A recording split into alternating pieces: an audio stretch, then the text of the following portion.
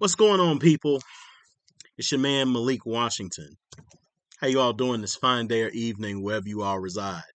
I hope all is well with each and every one of you that are watching this video, and even those to you that aren't watching this video, but you may come across me one day. Should you decide to click that video and say, "Who the hell is this guy that's on this screen?" and is looking like he's about to give a testimony or a sermon or whatever you want to call it. But then again, I have a propensity to give testimonies, sermons, life teachings, adages. I give a lot of things, okay? God damn it. I give a lot. I give a lot. I try to give a lot to the best of my ability. And surprise, I'm actually on here and it hasn't been a month that passed. I actually got time to speak to the people. I'm actually excited about that. I hope you are too. Well, you might not be. If you're not, whatever. It doesn't even matter. It's irrelevant. But ladies and I actually before I get into the main heart of the topic, I was just sitting here kind of contemplating. I was thinking about back in my collegiate days. I had a roommate, and I'm not going to mention his name, but I want to say this was like sophomore year, somewhere around that time. Yeah, sophomore year. And I can recall this was around the time I was kind of militant. As I always say, and I have no shame in saying it, I used to hate white people because of the things I've read in the past. A lot of the historicity that had happened between African Americans and white people, and I just didn't appreciate it. I did not value what I saw, the pictures and everything that transpired, and it grew in me some bitterness from what I saw. And I think for anybody who has a heart, a certain type of heart for humanity. It has nothing even just to do with the fact that these were people that the ethnic group that you were born into, but the fact that a group of people even had to experience this. You can only imagine what it was even like in the past because they didn't have cameras back then. But slavery had existed for long periods of time. The mistreatment of people in general had existed for long periods of time, many epochs, many millennia. And you can only imagine what people had to experience over the course of the years. Imagine people who were slaves in the Roman Empire, for God's sake, you know. Uh, you think about those things and it turns you into someone that you really don't want to be, but it makes you very vigilant and it keeps your guards up. But my heart, of course, has changed since that time, although I will admittedly say I don't trust anybody, black or white indifference. As far as I'm concerned, I treat everybody the same. I love and hate equally the same because, quite frankly, if you suck as a human being and if you're just a wicked person overall, no, I don't like you. I don't like you until your heart has changed and it has repented of its ways or whatever it is that's going on with you that's just not right. Right. Of course, I believe in people having second chances, maybe even 10 chances if possible, if it's in God's or Yah's will for you to have that many chances. But as far as I'm concerned, I don't appreciate uh, ways that are just completely infringing upon the lives of others. I don't appreciate it at all. But nonetheless, when I was a sophomore in college, a roommate of mine had told me, he said, you know, he had caught my podcast one time, and I told you I had been podcasting since I was in high school. This is not a recent occurrence. Before it was known as Breaking Mental Barriers, it was used to be called Off the Dome Exclusives. And I at the time was a Hebrew Israelite, and he said, when you get in front of people in real life, you're not as passionate or as hard on people as you are when you're on your podcast, uh, which is very interesting because you always come off as very harsh and you seem like you attack people and things on your podcast. And I said, first off, I said, I believe in time and place. I don't solicit my views to people in the public, for one, because no one asked. I don't invite information that doesn't need to be spewed or talked about. Two, I'm in college. I'm in a public vicinity. I have to respect the house that I'm in. And quite frankly, if that's the house that I'm in, I'm going to respect it. People may not like what I say on my podcast because that's me on my own time. When I'm in the world, I do more listening than I do talking. Even at the time when I didn't like white people, I still talked to white people because I went to their schools. I'm taking their books and I'm learning things from them. And if I'm going to learn anything from anybody, even from the people I claimed at that time to hate, I have to listen. Listening is an art. Even if I don't agree with you, I still can listen to you if elements of what you're saying is true. There's a lot of people in the world I may not like, but as the old saying goes, an adage, a broken clock is right twice a day. It's not my adage, by the way. It's an old school adage. Bottom line is, a person is not always 100% right, but that 98 to 99% of the time that 1 to 2% of the time they actually can be right about something. And so the bottom line is that I'm willing to listen to you if you make sense. It doesn't matter your skin color. It doesn't matter who you are. It's as Yeshua said, he who has an ear, let him hear. And quite frankly, nobody asked me my opinion. So I didn't give them a voice for them to give an ear to. I do more listening because it helps me to learn people a lot better. It helps me to understand how this physical world works so I know how to navigate it. So I know how to engage people. It's not necessarily that my beliefs have somehow subsided or that they vaporized into the ether somewhere and it can no longer be found. I'm still here. And so long as I breathe, I'm going to speak my mind. But at the same time, I believe in time and place. When it's time to speak the truth will be spoken. But when it's time to be silent and just listen and be in the world, but not be of it, that's what I'm going to do. That's what I did when I was in college. That's what I do when I'm at my at the job. That's what I do at any given time where it's not required. When it is, I have enough discernment to determine when it's in season and out of season. And at that current juncture, it was out of season. This wasn't the time to speak it. So I didn't speak it. So what I say to that, to bolster this point, you can be yourself and it doesn't change because you get out into the world. Did I put on a persona for people? It's my persona, but I didn't fake the funk. And it's never performative because this is who I am, even in real life. If you get me in a topic and it's a conversation I find joy and passion in talking about, God forbid you talk to me about I'm not going to even say God forbid, but if you talk to me about the scriptures, I'm passionate. I defend what I believe. But at the same token, I listen. If there's things you say that I don't agree with, I'm going to challenge it. If there's things you say I agree with, I acknowledge it. And if I'm wrong in something or if there's a hole in my argument, I can admittedly tell you that I'm wrong or I need to go back and look at what you're talking about because I hadn't heard that before. But some people have hubris. They feel like if you don't know something, they're like, aha, I got you. And me, it's just like, I mean, that's fine. If that helps you, if you feel like you put me in my place, ooh, great. You got me. Ha ha. Like, I guess what you want me to do. But that's the way people act sometimes. Like, it's just like if you don't know something and you're like, okay, I didn't know. Great, cool. That's not going to change how I feel about Yahweh at the end of the day. It's not going to change how I feel about the Bible at the end of the day. That's just something that you knew that I didn't think about. And honestly, that's great because the next time I could come back and I could be sharper in my understanding. That's how I learn about anything outside of the scriptures and within scripture. I listen to others, even people who don't think like me, so that I can become better in my understanding in anything that I'm talking about. Because the one thing I don't like to do is talk about things I don't know. It's like a perfect example when men talk about sports. My dad likes sports. My uncles like sports. But Malik Washington, my cousins like sports. But Malik Washington, I could give a shit about sports. I don't like sports at all. It's not my thing. but it's one of the more masculine things that's out here. But people, they like that, right? That's what they do. They're into that.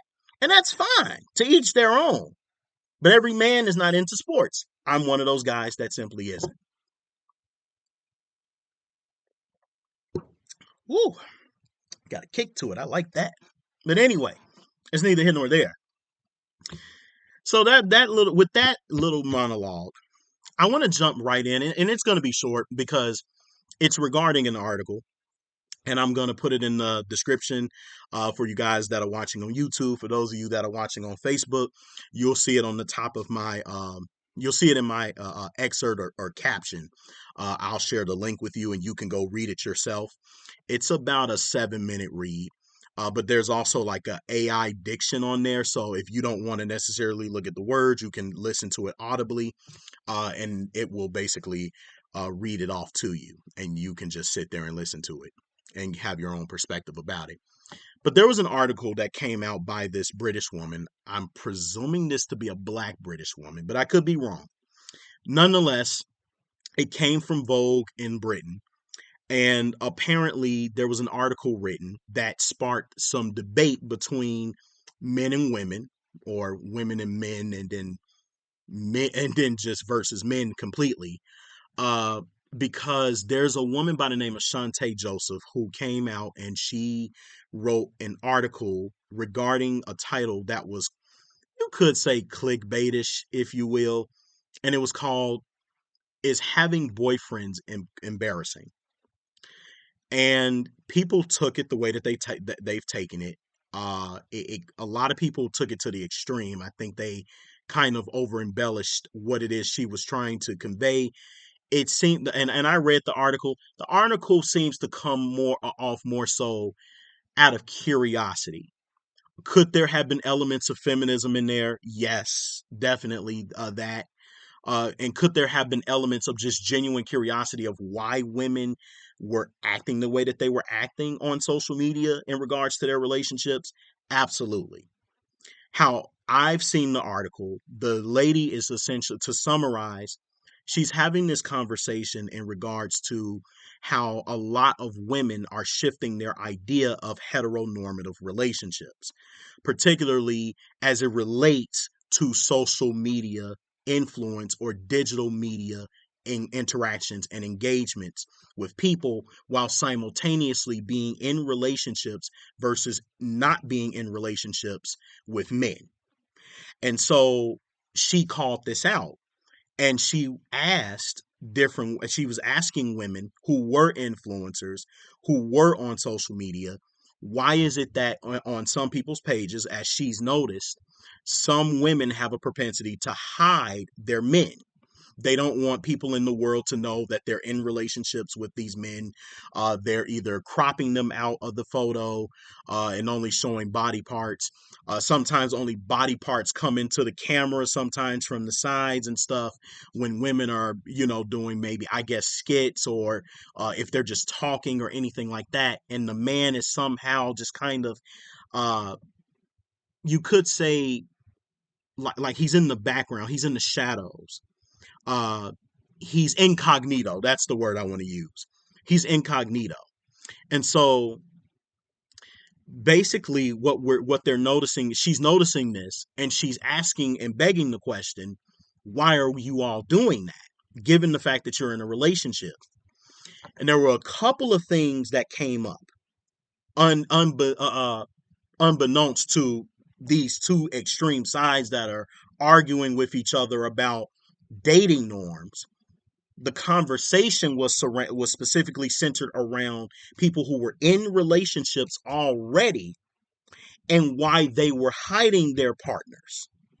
But the reasons why they were hiding their partners was, one, because people who were once single built an audience, and then they got into relationships, eventually started to notice a trend of people leaving their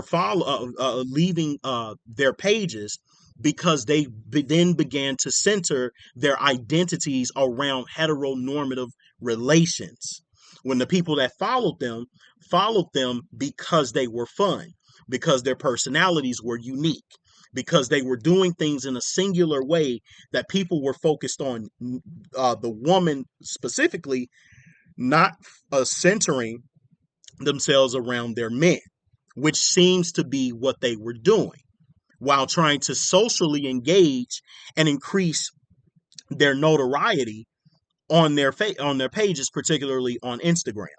Then you have the second notion, which comes off, how can I put it, more feminist-esque, if you will.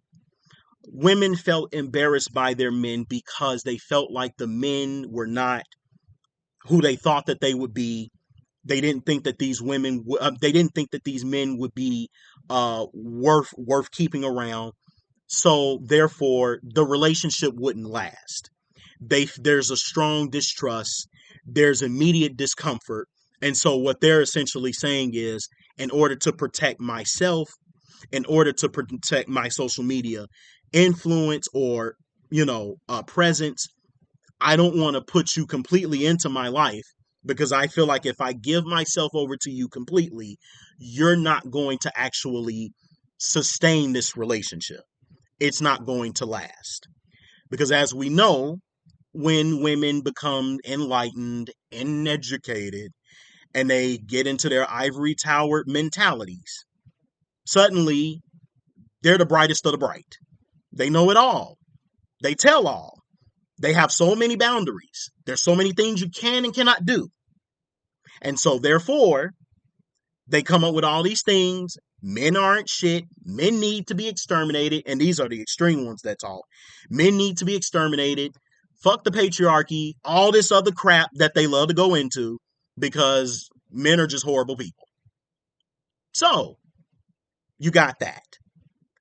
However, it seems that this woman who wrote this article genuinely just seemed like she was looking at the dynamics of how women were changing their understanding of how hetero norms worked on within a social media framework, and how just when it used to be a time women were rewarded for actually pursuing men, for actually getting in relationships with men, it seems like in the social media slash digital media age, women are being rewarded not for being in relationships, but rather for being single.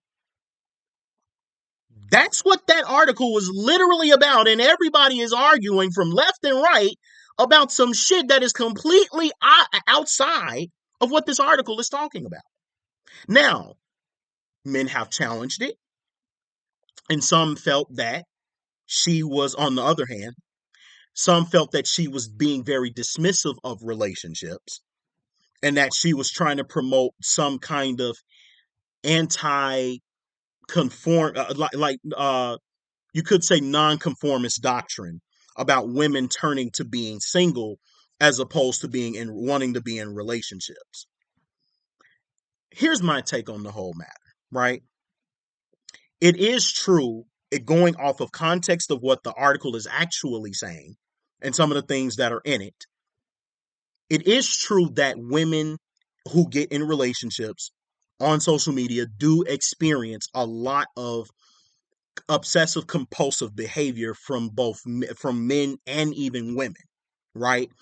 When they start, the problem is that when they start off single, they build this audience and engagement around their personality as individuals, and people follow them. What happens is with social media, people like to follow people who psychologically they appeal to.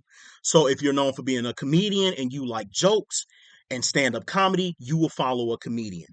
If you're a person that you like wisdom, you like sagacity, you like people who know how to hold a conversation, you will typically follow people like philosophers, thinkers, alternative, outside the box thinkers, critical thinkers, if you will. So on and so forth. You find what you like.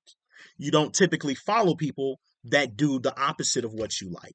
Some people do, if they want to put a little bit more of a diverse palette to their fellowship or subscription to people, because they don't want to be subjected to echo chambers. There are people who are more open-minded, if you will.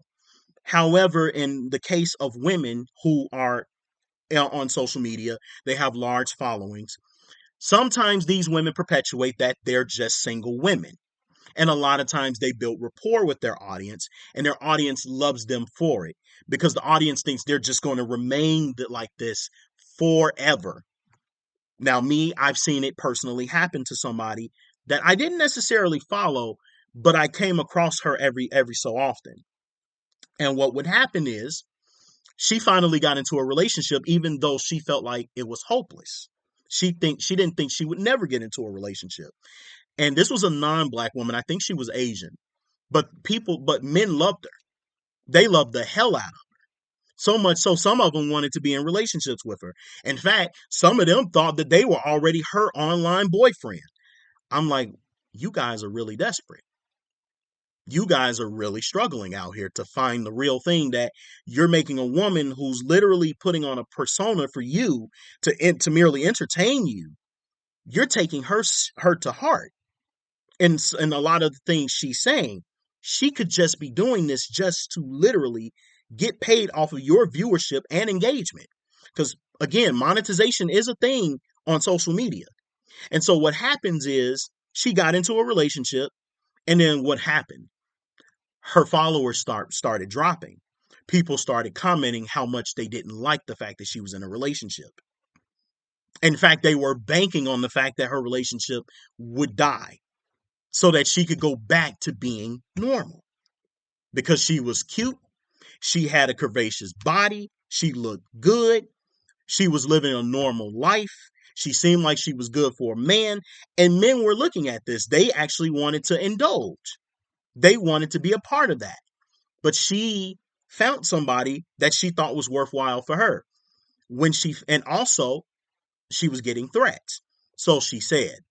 So because of this, she could not put her man into onto the social media platform, because people were really giving her a lot of flack.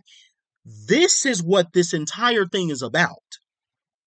That they're embarrassed because, in part, it's hard to kind of navigate through it. The other component is, a lot of times women don't want to brag.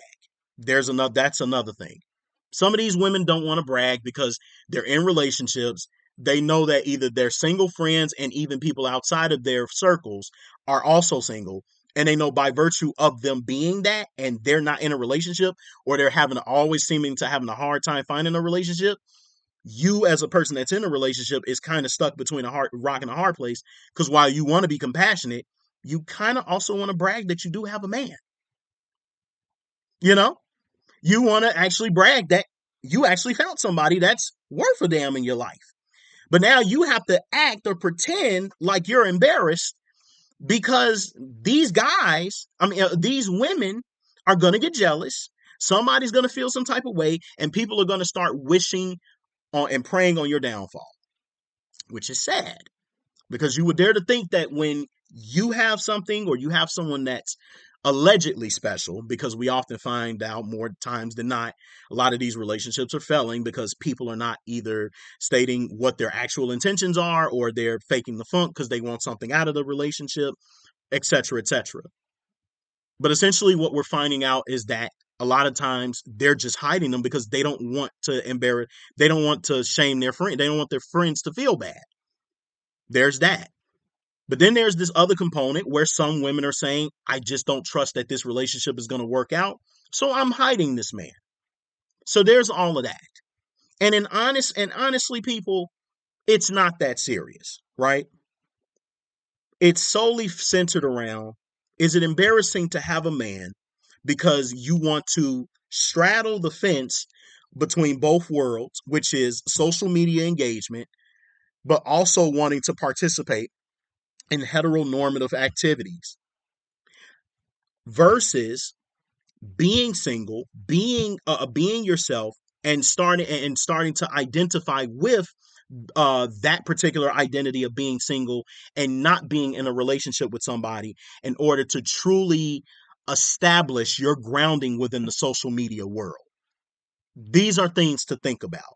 But many have taken this to an extreme, to where some people are just coming out, and I'm listening to some of these women and people saying, I think that this is a great conversation to have because this is like no one wants to talk about this, and this is a wake up call for men. And men need to understand how we feel and how we think about things. This might actually make men come back to the table and look at men differently. And then I hear some men who are apologists for these women. I guess these are male feminists.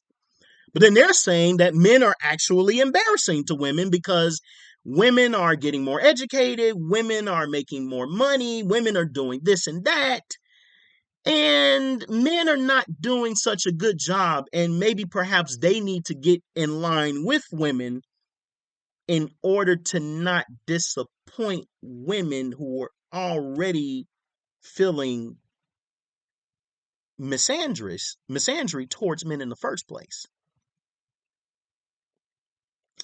Also getting in line with a group of women that these men aren't necessarily pursuing. But yet this seems to be the case. And these people are just coming up with this stuff out of the deep sky blue. And I'm just kind of looking at it. And then I'm looking at the article and I'm like, correlation? Was that what this lady was trying to get at? I don't think so. I think she was just pointing out something she noticed with influencers who are women. They're embarrassed because of of distrust. They're also embarrassed because they want to interact with the public, but they feel like they can't because they're either going to get threatened or people are going to prey on their downfall, say negative things about them in their relationships. And they seem to value public opinion over their relationships. And some either are torn between compromising or not compromising their relationships in order to remain single, to retain this lifestyle that they had, or just get rid of it altogether. At least that's how I took it. But again, people obviously like to vicariously live in certain things because, again, we're living in a polarized environment and men and women are at each other's throats right now, which is very interesting to see. Me personally, I mean, I always lean towards the brothers because I'm a brother too. And when I say brother, I'm talking about black, white, Indian, and difference. It doesn't matter. Because I am a man, I do notice the things that us men go through. Naturally, I am going to bring out the things that I feel are problematic from what I see as a man in women. However, I can also acknowledge on the other side, if there are things about men that are not right, that I believe are not right, we're not immaculate as men. There's shit that we do, and we know exactly why we do it. We have no reason to lie. I think the difference is in this situation, a lot of times, we're just not willing to acknowledge the truth when we see it between both men and women, but more so women than anything, because they just seem like they find every reason not to understand why men are the way that they are or men act the way that they act. And not that it's inherently bad, but if we're trying to get in actual genuine relationships, there are some things we would have to compromise between one another in order to make a relationship work. Now, if you're both single, you do whatever it is you want to do. But if you're trying to relate to one another, something's got to give. And for the most part, men are always going to be on the dominant side of things. Well, because they are the builders of society, they are valuable. Women are valuable too. But if men are doing the bulk of the work, naturally they're going to feel like women are second to them. But women want to be in equal partnership to men. But this is not something a lot of men are willing to do. So we're going to end it. We're going to leave it right there. But how you wish to look at it is entirely up to you. So I just wanted to make that distinction and give my little opinion about it and what I thought overall about both sides, and particularly about this article, because it was interesting to say the least. There was a few things I wanted to point out, but I just wanted to generally summarize it and kind of give my take on generally what seems to be happening here. But I'll conclude the episode there. All right, ladies and gentlemen, my name is Malik Washington. You are just now finished watching episode 11 of Breaking Mental Barriers. Have a good day or good night wherever you reside, and I thank you for listening. If you got this far, comment, like, subscribe if you want to this channel. I'll see you soon, people. Take care. Peace.